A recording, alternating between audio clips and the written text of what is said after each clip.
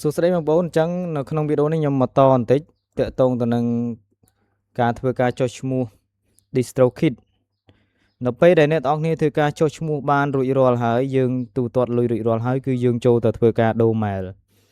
អញ្ចឹងនៅពេលដែលអ្នកនរគ្នាធ្វើការចុះឈ្មោះហើយគឺកន្លែងនេះយើងចូលមកគឺវាអត់មានចម្រៀងឬអត់មានអីលីសមកអញ្ចឹងទេគឺវាតទេស្អាតតែម្ដងវាគ្រាន់តែឲ្យយើងអាប់ឡូត music អីផ្សេងណាបងប្អូនមិនឆ្ងល់ទេថាចេញមកខុសគ្នាតែអ្វីដែលសំខាន់នោះបងប្អូនចូលទៅកន្លែង profile របស់អ្នកបងប្អូនគ្នាមកបន្តមកទៀតយើងចុចទៅលើពាក្យ account ចុចទៅលើពាក្យ account អញ្ចឹងបងប្អូនគ្នានឹងឃើញហើយតាក់ទងទៅនឹង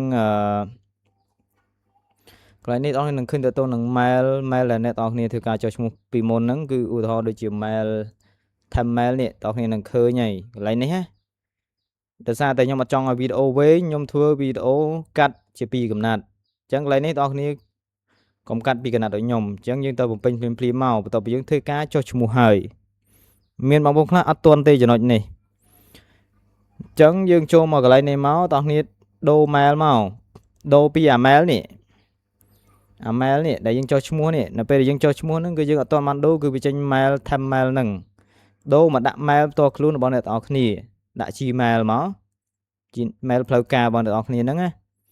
អូខេអញ្ចឹងឈ្មោះអីបងប្អូនដូរទៅឈ្មោះ business ឈ្មោះអ្នកទាំងអស់គ្នាต้องចេះដាក់ឲ្យដាក់អាស័យដ្ឋានឯហ្នឹងបន្តមកទៀតបងប្អូនចុចគ្រីសកន្លែងនេះពីរហើយចុចដាក់ password save មកគឺ mail បងប្អូនដូរ automatic ហើយដូរ automatic ប៉ុន្តែមិនទាន់បានដូរភ្លាមនោះទេលុះត្រាតែអ្នកต้องចុចដូរមកសន្ទុះហើយបងប្អូនចូលមកកន្លែងអា thumbnail នេះបងប្អូនមើលកន្លែងនេះ inbox វាមានសារមួយពី DistroKid មកអ្នកឲ្យចុច approve អញ្ចឹងយើងចុចមកវាមាន link មួយឲ្យយើងធ្វើការចុច approve អញ្ចឹងយើងចុច approve ទៅគឺអូខេហើយជាការស្រេចកន្លែងនេះបងប្អូនភាគច្រើនផ្លិចដូរដល់ពេលមានណា thumbnail នេះវាជាប់បាត់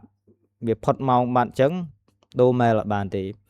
ដល់ពេលយើងចុច approve កន្លែង mail នេះភ្លាមហើយគឺនៅកន្លែងនេះវានឹងដូរមកកាន់ mail របស់យើងតែម្ដង